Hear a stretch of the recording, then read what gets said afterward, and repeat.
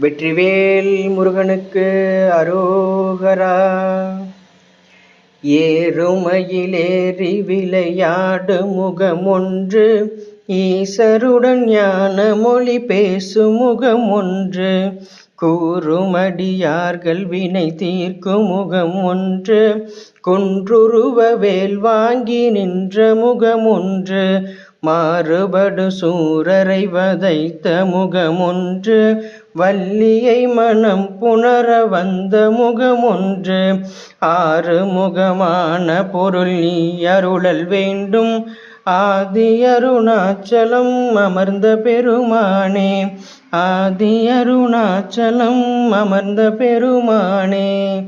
வெற்றிவேல் முருகனுக்கு அரோகரா.